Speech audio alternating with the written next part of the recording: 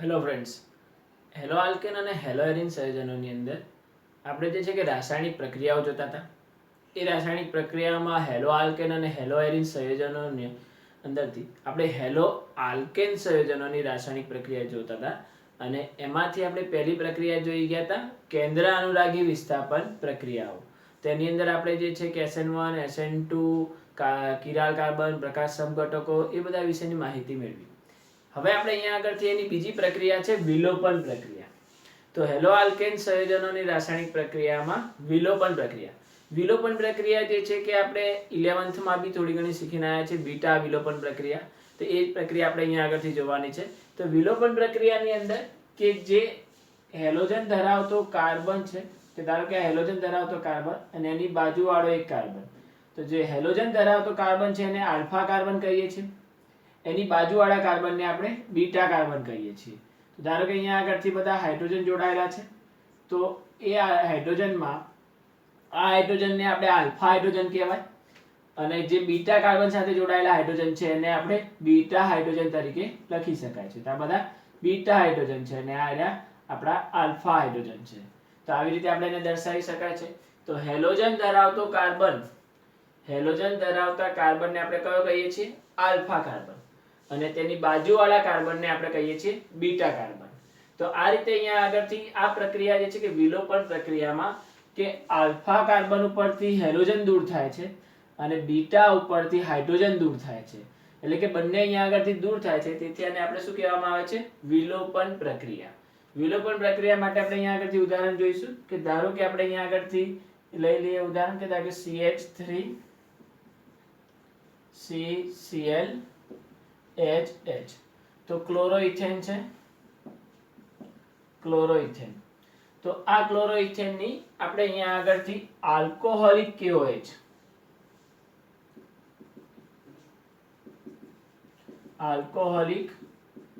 નો ઉપયોગ કરે છે. આલ્કોહોલિક KOH નો મતલબ કે અહીંયા આગળથી ઇથેનોલનું જે દ્રાવણ લેવાનું છે અને ઇથેનોલના દ્રાવણની અંદર KOH ને દ્રાવ્ય કરવાનો હોય છે અને બંનેનું મિશ્રણ બનાવવાનું હોય છે. તો ઇથેનોલ નું દ્રાવણ લઈને તેની અંદર KOH ને દ્રાવ્ય કરી દો અને એ આખું મિશ્રણ બનાવી દો, તો એ જે દ્રાવણ તૈયાર થાય છે તો એ દ્રાવણને આપણે આલ્કોહોલિક KOH કહીએ છીએ. તો આલ્કોહોલિક KOH નો ઉપયોગ થશે એટલે એ આલ્કોહોલિક KOH ની મદદથી આપણે અહીંયા આગળથી K, અહીંથી Cl, એટલે મતલબ કે અહીંયા આગળથી KCl દૂર થશે. ત્યારબાદ અહીંયા આગળથી OH અને આમાંથી બીટા કાર્બન પરનો હાઇડ્રોજન દૂર થાય છે. આલ્ફા ઉપરથી હેલોજન દૂર થાય છે અને બીટા ઉપરથી હાઇડ્રોજન દૂર થાય છે. એટલે અહીંથી હાઇડ્રોજન અને આમાંથી OH એટલે કે H2O દૂર થશે. અને આ જે છે કે Cl દૂર થયો એટલે અહીંયા આગળ એક ઇલેક્ટ્રોન છૂટો પડે. અહીંયાથી હાઇડ્રોજન દૂર થયો એટલે એક ઇલેક્ટ્રોન અહીંયા છૂટો પડે. આ બંને ઇલેક્ટ્રોન વચ્ચે જોડાઈ જાય તો અહીંયા આગળથી શું બની જશે? CH2 ડબલ બોન્ડ CH2 એટલે કે આલ્કીન બની જશે, એટલે કે આપણો ઇથીન બની જશે. તો આ રીતે ઇથીનની આપણને મુખ્ય નિપજ રૂપે જોવા મળે છે. તો CH2 ડબલ બોન્ડ CH2 તો ઇથીન મળે છે. તો આ રીતે આપણે ઇથીન બનાવી શકાય છે. તો અહીંયા આગળથી આપણે આલ્ફા અને બીટા કાર્બન ઉપરનો હાઇડ્રોજન દૂર કરીએ છીએ અને એવી રીતે આપણે ઇથીન બનાવી શકાય છે. તો આ રીતે અહીંયાથી પ્રક્રિયા થાય છે. એવી જ રીતે એનું બીજું એક્ઝામ્પલ જોઈએ. ધારો કે આપણે અહીંયા આગળથી લઈએ CH3 CH2 CH2 Br. તો 1 બ્રોમો પ્રોપેન. આની આપણે અહીંયા આગળથી બીટા વિલોપન પ્રક્રિયા, અને આ પ્રક્રિયાને આપણે બીટા વિલોપન બી કહેવાય છે. આ પ્રક્રિયાને આપણે બીટા વિલોપન પ્રક્રિયા કહેવાય. બીટા વિલોપન કેમ કીધું? કે બીટા ઉપરનો હાઇડ્રોજન દૂર થાય છે. હાઇડ્રોજન તો અહીંયા આગળ બે જગ્યાએ છે, આલ્ફા ઉપર બી છે, બીટા ઉપર બી છે, પરંતુ હાઇડ્રોજન કયો દૂર થાય છે? બીટા ઉપરનો. તેથી આપણે અહીંયા આગળથી આ પ્રક્રિયાને કઈ કહીએ છીએ? બીટા વિલોપન પ્રક્રિયા.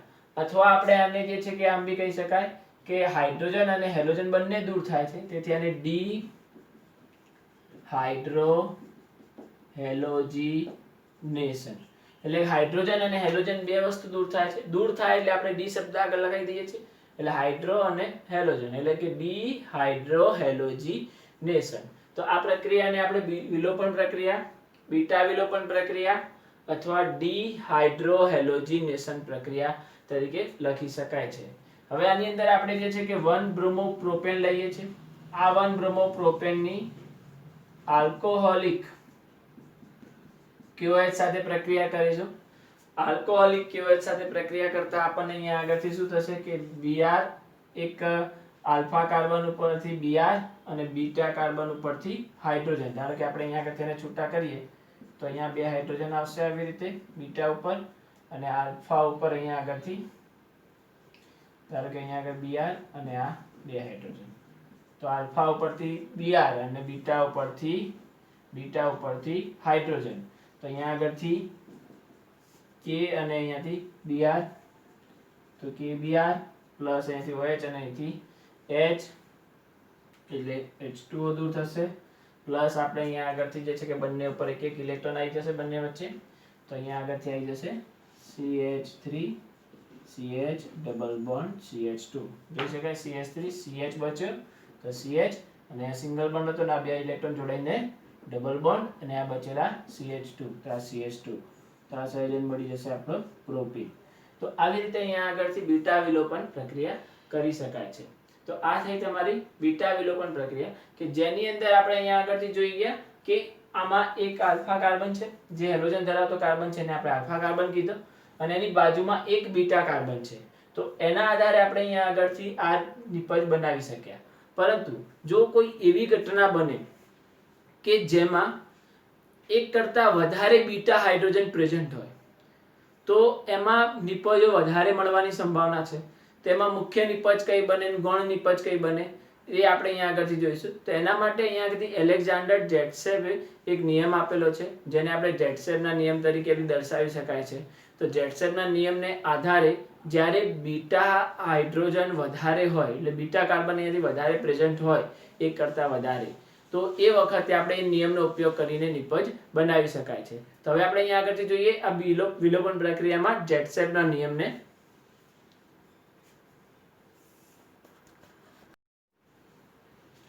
હવે જોઈએ જેટ્સેવનો નિયમ. તો જેટ્સેવના નિયમ પ્રમાણે આપણે એમ દર્શાવી શકાય કે જ્યારે 2 અથવા 3 બીટા હાઇડ્રોજન પ્રેઝન્ટ હોય છે તો તેવી પરિસ્થિતિમાં આપણે અહીંયા આગળથી એ રીતે જોઈએ છીએ કે જ્યારે બી આલ્કિન સંયોજન બનશે, ડબલ બોન્ડ અંદર પ્રેઝન્ટ થશે, તો એ ડબલ બોન્ડમાં બંને બાજુની જે આલ્કાઇલ સમૂહ વધારે હશે, આલ્કાઇલ સમૂહની જે સંખ્યા વધારે હશે એટલે કે શૃંખલા વધારે લાંબી હશે તો એ આપણી મુખ્ય નિપજ બનશે. બંને બાજુ બને એમ વધારે આલ્કેન ધરાવતા જે કાર્બનની શૃંખલા છે એ વધારે લાંબી હોવી જોઈએ, તો એ આપણે અહીંયા આગળથી મુખ્ય નિપજ બનશે. એટલે કે છેડા પર ડબલ બોન્ડ આવવાની સંભાવના ઓછી થઈ જશે, વચ્ચેની બાજુ જવાની સંભાવના વધી જાય છે. એટલે કે એ બાજુ જે છે કે આલ્કેન ચેન લાંબી થવાની સંભાવના વધી જાય છે. તો જેના હિસાબે આપણે અહીંયા આગળથી એ મુખ્ય નિપજ સ્વરૂપે આપણને જોવા મળતી હોય છે. તો અહીંયા આગળથી એક ઉદાહરણથી એને સમજીએ કે ધારો કે કઈ રીતે લઈ શકાય કે ધારો કે આપણે અહીંયા આગળથી CH3 CH2 CH Br CH3, તો જેટ્સેવનો નિયમ દ્વિતીયક અથવા તૃતીયક હેલાઇડ માટે આપણે ઉપયોગ કરી શકાય. પ્રાથમિક હેલાઇડ માટે આપણે આનો ઉપયોગ કરવાની જરૂરિયાત રહેતી નથી, પરંતુ દ્વિતીયક અને તૃતીયક માટે આપણે આનો ઉપયોગ કરી શકાય છે. તો દ્વિતીયક માટે આપણે અહીંયા આગળથી જોઈએ તો હેલોજન ધરાવતો કાર્બન એ રહ્યો આલ્ફા, એની બાજુવાળા કાર્બન કેવા આવશે? બીટા કાર્બન આવશે. તો બીટા કાર્બન આપણી જોડે આ બે બીટા કાર્બન મળે છે, તો દ્વિતીયક હેલાઇડ થયો. સંયોજનનું નામ શું થશે કે 2-બ્રોમો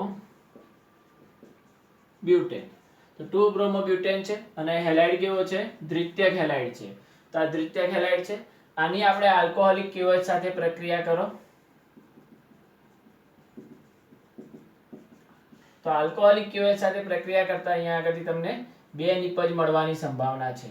હવે એ બે નિપજોમાંથી જોઈએ કે ધારો કે આપણે અહીંયા આગળથી આનો આલ્ફા પરથી જે છે કે આપણે Br છૂટો કરીએ અને આનો બીટા ઉપરનો હાઇડ્રોજન છૂટો કરીએ તો કઈ નિપજ મળે, અને આનો બીટા હાઇડ્રોજન દૂર કરીએ તો કઈ નિપજ મળે. તો આપણે અહીંયા આગળથી પહેલા જોઈએ કે ધારો કે અહીંયા આગળનો બીટા હાઇડ્રોજન છૂટો કરીએ તો અહીંયા આગળથી છૂટું કયું પડે? તો અહીંથી K અને આમાંથી હેલાઇડ એટલે KBr છૂટો પડે તો KBr દૂર થાય. આમાંથી બીટા ઉપરનો હાઇડ્રોજન અને આનો OH એટલે અહીંયાથી H2O દૂર થાય. અને જો ધારો કે આ પહેલી નિપજ બનતી હોય તો નિપજ શું બનશે? અહીંયા આગળથી CH3 CH2 CH3 CH2 CH અને આ બંને વચ્ચે શું આવી જશે? ડબલ બોન્ડ આવી જશે.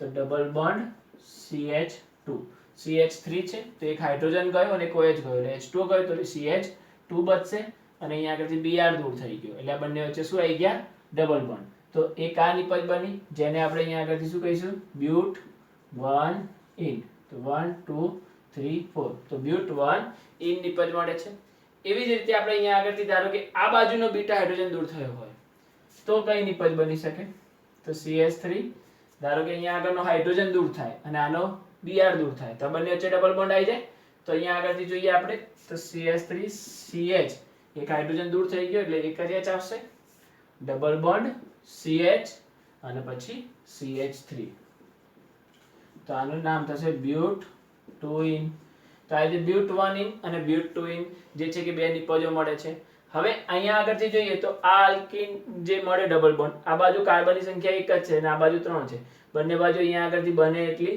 સરખી નથી આ બાજુ ઓછી છે પરંતુ આ ડબલ બોન્ડની બે બાજુ આલ્કાઇલ શૃંખલાઓ લાંબી જોવા મળે છે આ બાજુ બે કાર્બન છે આ બાજુ બે કાર્બન છે તેથી અહીંયા આગળથી આ મુખ્ય નિપજ બનશે એટલે જે બને ત્યાં સુધી વચ્ચેની બાજુ અંદરની બાજુ જે ડબલ બોન્ડ જશે એ તમારી મુખ્ય નિપજ બનશે અને બહારની બાજુ જે છેડા ઉપર આવેલા હશે એ નિપજ તમારી કેવી બનશે ગૌણ નિપજ જોવા મળશે અંદાજિત જોઈએ તો ધારો કે આ 20% જેટલી મળે છે 19 થી 20% જેટલી મળે છે જ્યારે અંદાજિત આ આપણે જોઈએ તો 80% જેટલી નિપજ બનતી હોય છે તો અંદાજિત આપણે એને કાઢી શકાય કે આ 20% જેટલી નિપજ આરે મળશે અને 80% જેટલી નિપજ આ મળશે એટલે આ નિપજને આપણે મુખ્ય નિપજ કહીશું જ્યારે આ નિપજ આપણી ગૌણ નિપજ સ્વરૂપે જોવા મળે છે તો દ્વિતીયક હેલાઇડમાં આવી રીતે આપણે અહીંયા પ્રક્રિયા કરીને નિપજ બનાવી શકાય છે હજી આના એકાદ ઉદાહરણ જોઈશું અને એના આધારે આપણે અહીંયા આગળથી જોઈએ કે જેટસનના નિયમને આધારે કઈ રીતે નિપજો બને છે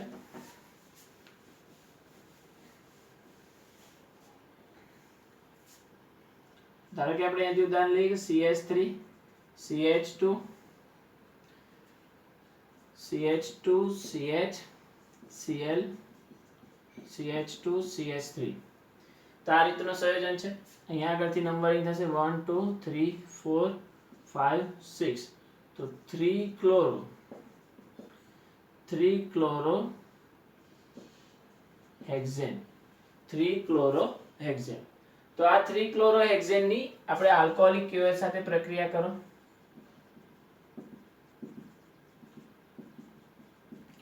આલ્કોહોલિક KOH સાથે પ્રક્રિયા કરતા આપણને મળતી નિપજો જોઈશું તો છૂટો કયો પડશે આર્યો આલ્ફા કાર્બન થશે અને આ કયો થશે બીટા આપણે નંબરિંગ અહીંયા કરી દઈએ 2 3 4 તો ત્રીજા નંબરનો કાર્બન આલ્ફા થશે અને બીજા નંબરનો અને ચોથા નંબરનો કાર્બન કેવો થશે બીટા કાર્બન થશે તો આ બીટા કાર્બન થશે અહીંયા આગળથી હવે અહીંયા આગળથી K અને આમાંથી Cl એટલે KCl દૂર થશે અને બીટા માંથી હાઇડ્રોજન એટલે H2O દૂર થાય કારણ કે આયરો બીટાનો હાઇડ્રોજન દૂર થાય તો આ બંને વચ્ચે ડબલ બોન્ડ આવે તો નિપજ જે છે કે ડબલ બોન્ડ કોની વચ્ચે આવશે 2 અને 3 તો 2 અને 3 નંબરના કાર્બન વચ્ચે ડબલ બોન્ડ આવશે તો નિપજ જોઈએ તો આપણે અહીંયા આગળથી CH3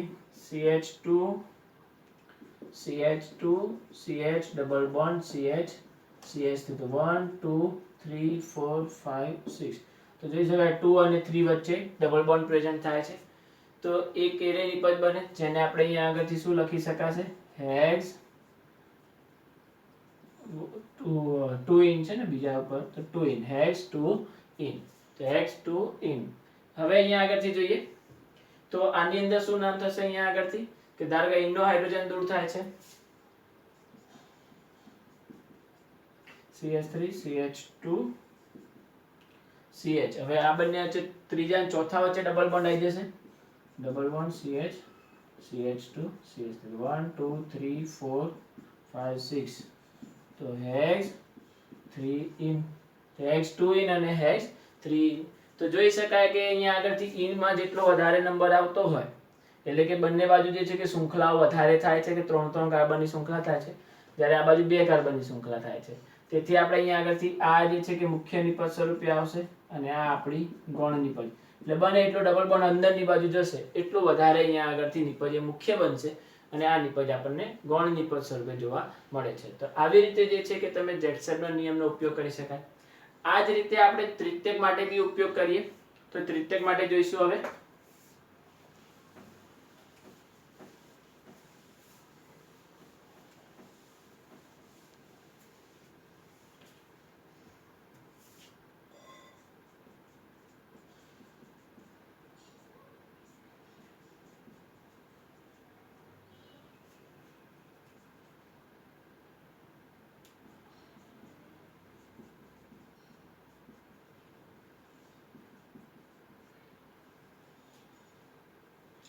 ધારો કે અહીંયા આગળ જે Cl જોડાયેલો છે એ આલ્ફા થઈ જશે, આ બીટા થશે, આ બીટા થશે અને આ પણ બીટા થશે.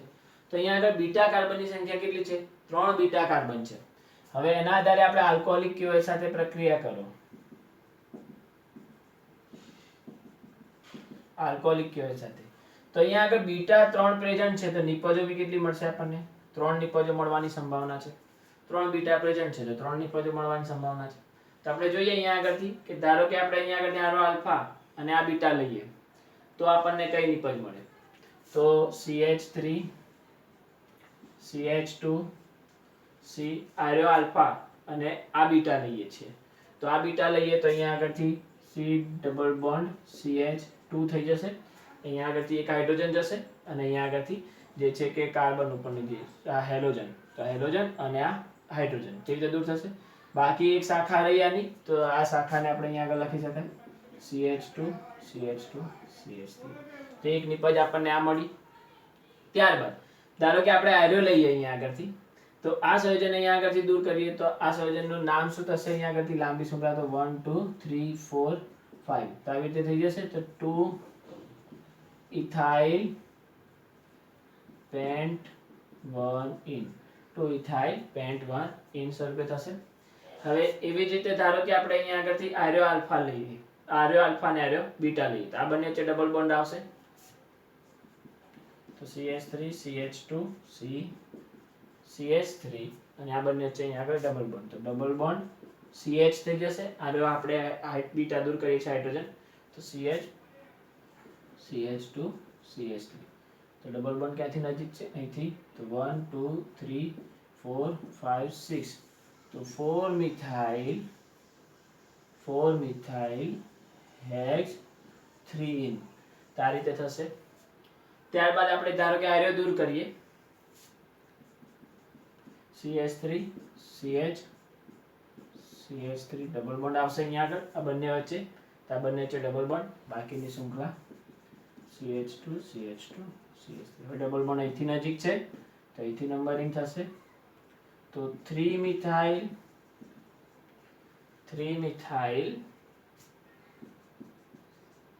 હેક્સ 2 in તો 3 મિથાઇલ હેક્સ 2 in. હવે આપણને આ જે છે કે 3 નિપજો અહીંયા આગળથી મળી. હવે આ ત્રણેય નિપજોમાંથી મુખ્ય નિપજ કોને લેવી? 3 નિપજોમાંથી મુખ્ય નિપજ કોને ગણવી? હવે આ બાજુ જોઈએ તો ડબલ બોન્ડ ની અહીંયા આગળથી એક જ કાર્બનની શૃંખલા છે, આ બાજુ લાંબી છે. અહીંયા આગળથી 3 કાર્બન છે, આ બાજુ 3 કાર્બનની શૃંખલા છે. આ બાજુ 2 કાર્બનની શૃંખલા છે, આ બાજુ 4 કાર્બનની શૃંખલા છે. તો આની અંદર જોઈ શકાય કે 3 કાર્બનની શૃંખલાઓ છે, તો વધારે લાંબી શૃંખલાઓ છે. તેથી આ નિપજ આપણી કેવી બને? મુખ્ય નિપજ. તો અહીંયા આગળથી જોઈ શકાય કે આવી રીતે જે બાજુ શૃંખલાઓ વધારે લાંબી બે બાજુ જોવા મળતી હોય તો બંને બાજુની શૃંખલાઓ ચેક કરવાની છે, ને મળતી હોય તો એના આધારે એ મુખ્ય નિપજ બનશે. તો 4 મિથાઇલ હેક્સ 3 in જે છે એ તમારી મુખ્ય નિપજ થશે. તો આવી રીતે તમે અહીંયા આગળથી મુખ્ય નિપજ નક્કી કરી શકાય છે. હવે આ પ્રક્રિયાઓનો જે ઉપયોગ છે, અહીંયા આગળથી તમે SN1 જોઈ ગયા, SN2 જોઈ ગયા અને આપણે વિલોપન. હવે આ ત્રણેય પ્રક્રિયાને આપણે સાથે લઈને ચાલીએ, SN1 SN2 અને વિલોપન. તો SN2 SN1 અને વિલોપન પ્રક્રિયાની અંદર તમારે જે કેન્દ્રાનુરાગી પ્રક્રિયક લઈએ છીએ એ કેન્દ્રાનુરાગી પ્રક્રિયકની પ્રબળતાને આધારે બી આપણે અહીંયા આગળથી નક્કી કરી શકતા હોઈએ છીએ કે ક્યાં આગળ કયા પ્રકારની પ્રક્રિયા સંભવિત છે. આપણે અહીંયા આગળથી એવી રીતે લખી શકાય,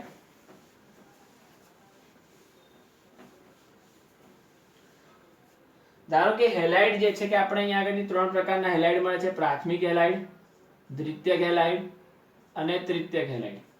હવે આ પ્રાથમિક, દ્વિતીયક અને તૃતીયક હેલાઇડ છે તો એમાંથી આપણી જોડે ત્રણેયની અંદર આપણે પ્રાથમિક, દ્વિતીયક, તૃતીયકમાં કે SN1 SN2 કે વિલોપન કઈ પ્રક્રિયા થશે અને કઈ પ્રક્રિયાને આધારે નિપજ મળશે, તો એ તમારી પ્રક્રિયા પરિસ્થિતિ ઉપર આધાર રાખે છે. તમે કયો પ્રક્રિયક લીધો છે અને એના આધારે એની સાંદ્રતા શું છે, એની પ્રબળતા કેટલી છે અને એના આધારે આપણે અહીંયાથી પ્રક્રિયા થતી હોય છે. ધારો કે અહીંયા આગળથી પ્રાથમિક હેલાઇડ હોય અને એ પ્રાથમિક હેલાઇડની અંદર આપણે પ્રક્રિયા કરતા હોઈએ તો વધારે પ્રબળતા ધરાવતા, એટલે કે પ્રબળ બીજ આપણે લઈ લઈએ NaOH કે KOH, તો પ્રબળ બીજ આપણે લઈ લઈએ તો NaOH કે KOH ધરાવતા બેઝનો ઉપયોગ કરીએ તો અહીંયા આગળથી કઈ પ્રક્રિયા થશે? SN2 થશે. કઈ પ્રક્રિયા થશે અહીંયા આગળથી? SN2. તો SN2 પ્રક્રિયા થશે. પ્રબળ સંયોજન લેવાના છે આ બંને. તો પ્રબળ NaOH અથવા પ્રબળ KOH લઈ લઈએ તો કઈ પ્રક્રિયા થઈ જશે? SN2 પ્રક્રિયા થવાની સંભાવના છે. તો અહીંયા આગળ SN2 થઈ જશે. અને આલ્કોહોલિક KOH લઈએ છીએ, ખાસ ધ્યાન રાખજો, આલ્કોહોલિક KOH નો ઉપયોગ કરીએ તો કઈ પ્રક્રિયા થાય છે? વિલોપન. તો વિલોપન પ્રક્રિયા થાય છે. એટલે કે આપણે પ્રબળ NaOH કે KOH નો ઉપયોગ કરી નાખીએ તો SN2 એટલે મતલબ કે પ્રક્રિયા લખતી વખતે તમે વિલોપન પ્રક્રિયા લખતા હો અને એમાં આલ્કોહોલ લખવાનું ભૂલી જાઓ, આલ્કોહોલિક KOH ની જગ્યાએ ખાલી KOH લખીને આવતા રહો, આ શબ્દ નથી લખ્યો અને ખાલી KOH લખી દીધો તો કઈ ક્રિયાવિધિને આધારે નિપજ બની જાય? SN2 ને આધારે. અને SN2 ને આધારે થાય તો એમાં તો વિસ્થાપન થાય છે, એમાં આલ્કીન ના મળે. આની અંદર તો વિસ્થાપન થઈ જાય એટલે કે હેલોજન દૂર થઈ જાય અને OH દાખલ થઈ જાય. અને આની અંદર શું થાય છે? વિલોપન થાય છે, દૂર થઈ જાય છે અને ડબલ બોન્ડ બનીને આલ્કીન બની જાય છે. એટલે આ બે વસ્તુને ખાસ ધ્યાન રાખવાનું છે કે તમે વિલોપન પ્રક્રિયા કરો તો તે વખતે આલ્કોહોલિક KOH દર્શાવો જ, એટલે આલ્કોહોલિક KOH લખવાનું જ રહેશે. અને જો તમે અહીંયા આગળથી ખાલી આપણે SN2 કરતા હોઈએ તો આલ્કોહોલિક KOH લખવાની જરૂર નથી, એમાં ખાલી KOH લખો અથવા NaOH લખો કે કોઈ બી આપણે ઉપયોગ કરી શકાય છે. તો આ બંનેમાંથી કોઈ બી આપણે પ્રક્રિયા કરી શકતા હોઈએ છીએ. અને જો દ્વિતીયક હેલાઇડ હોય તો દ્વિતીયક હેલાઇડ હોય તો આપણે એની અંદર બી આપણે આ પ્રક્રિયાનો ઉપયોગ કરી શકાય. તો SN2 થશે એટલે કે આની અંદર બી SN2 થશે. જો પ્રબળ NaOH કે KOH નો ઉપયોગ કરીશું તો એમાં બી કઈ થશે? SN2 થશે. જો દ્વિતીયક હેલાઇડ હોય અને જડ વિભાજન કરવામાં આવે તો SN1 થવાની સંભાવના છે. દ્વિતીયક હેલાઇડ હોય અને એનું આપણે જડ વિભાજન કરીએ તો ધારો કે આપણે આરી પ્રક્રિયા કરીએ પ્રબળ એસિડ તો કઈ થશે? SN2. અને જો જડ વિભાજન કરી દઈએ તો કઈ થશે? SN1 થશે. વિલોપનમાં સેમ રહેશે. વિલોપનમાં આપણે આલ્કોહોલિક KOH અને એનો ઉપયોગ કરીશું. અને તૃતીયક હેલાઇડ હોય તો આપણે એનું જડ વિભાજન કરવાનું રહેશે અને SN1. અથવા અહીંયા આગળથી નિર્બળ બેઝ બી આપણે ઉપયોગ કરી શકાય. નિર્બળ બેઝનો ઉપયોગ કરો અથવા એનું જડ વિભાજન કરી દો. એટલે અહીંયા આગળથી જે કેન્દ્રાંકી પ્રક્રિયક વાપરવાનો છે એ નિર્બળ હોવો જોઈએ, બહુ વધારે પ્રબળની જરૂર છે નહીં. અથવા જે છે કે એની સાંદ્રતા ઓછી હશે તો બી ચાલશે, કેમ કે SN1 માં આપણે જોઈ ગયા હતા કે કેન્દ્રાંકી પ્રક્રિયકની સાંદ્રતાની જરૂરિયાત રહેતી નથી, એની આપણે સાંદ્રતા બહુ જ ઓછી હોય તો બી ચાલે છે. આપણે સબસ્ટ્રેટની સાંદ્રતા ઉપર જ આધાર રાખે છે. જ્યારે SN2 પ્રક્રિયા સબસ્ટ્રેટની સાંદ્રતા અને કેન્દ્રાંકી પ્રક્રિયકની સાંદ્રતા બંનેની સાંદ્રતા ઉપર આધાર રાખે છે. એટલે બંનેની સાંદ્રતા ઉપર આધાર રાખતો હોય તો બસ કેન્દ્રાંકી પ્રક્રિયકની સાંદ્રતા વધારે બી જોઈએ અથવા પ્રબળ બી જોઈએ. એટલે પ્રબળ કેન્દ્રાંકી પ્રક્રિયક હશે તો SN2 થવાની સંભાવના છે અને નિર્બળ આપણે પ્રક્રિયક લઈશું તો SN1 થશે. અને સાંદ્રતા બી આપણે એની પર આધાર રાખશે. સાંદ્રતા, પ્રબળતા અને પ્રક્રિયા પરિસ્થિતિ, આ ત્રણેય વસ્તુ અહીંયા આગળથી ધ્યાનથી લેવાની છે. પ્રબળ બેઝ લઈશું તો SN2 થશે, સંભાવના વધારે છે, SN2 થવાની સંભાવના વધારે. નિર્બળ લઈશું તો SN1 થવાની સંભાવના વધારે છે. સાંદ્રતા વધારે હશે તો SN2 થઈ જશે, સાંદ્રતા ઓછી હશે તો SN1 થવાની સંભાવના વધારે છે. એવી જ રીતે અહીંયા આગળથી વિલોપન માટે આલ્કોહોલિક KOH લઈશું તો વિલોપન થશે. પ્રક્રિયા પરિસ્થિતિ અહીંયા આગળથી ધ્યાન રાખવાની છે કે આલ્કોહોલિક KOH લઈશું તો જ વિલોપન થશે. એટલે આવી રીતે જે શોર્ટ ક્વેશ્ચનોમાં અથવા MCQ માં તમને ટ્વિસ્ટ કરીને એવી રીતે ક્વેશ્ચન મૂકવામાં આવી શકે છે કે જેના આધારે તમે અહીંયા આગળથી આલ્કોહોલિક KOH કે KOH કે SN2 કે SN1 કઈ પ્રક્રિયા થશે એના ઉપર આધાર રાખતું હોય છે. અને એવી રીતે આપણે અહીંયા આગળથી લેતા હોઈએ છીએ. તો આ વસ્તુને ખાસ ધ્યાનમાં રાખજો અને એના આધારે તમે અહીંયા આગળથી SN1 લખવી કે SN2 લખવી કે વિલોપન લખવી, કઈ પ્રક્રિયા કરવી એ આના ઉપર આધારિત રહેશે. એટલે 3 પોઈન્ટ આપણે ધ્યાનમાં રાખવાના છે. એક એની પ્રબળતા, એની સાંદ્રતા અને પ્રક્રિયા પરિસ્થિતિ. તો આ 3 પોઈન્ટને ધ્યાનમાં રાખો અને એના આધારે SN1, SN2 અને જે છે કે આપણે અહીંયા આગળથી વિલોપન. અને એક વસ્તુ તો છે જ કે તૃતીયક હેલાઇડ હશે તો SN1 થવાની જ સંભાવના છે અને પ્રાથમિક હશે તો SN2 જ થવાની છે. અને દ્વિતીયકમાં જે છે કે પ્રક્રિયા પરિસ્થિતિ વધારે જરૂરી બને છે કે SN1 બી થઈ શકે અને SN2 બી થઈ શકે છે. એટલે એમાં આપણે અહીંયા આગળથી બંને પરિસ્થિતિને ધ્યાનમાં રાખવી પડશે. એટલે કે કયો પ્રક્રિયક લીધો છે, કઈ પ્રક્રિયા કરો છો એના ઉપર આધારિત રહેશે. તો આ રીતે અહીંયા આગળથી આપણે વિલોપન પ્રક્રિયા જોઈ શકાય છે.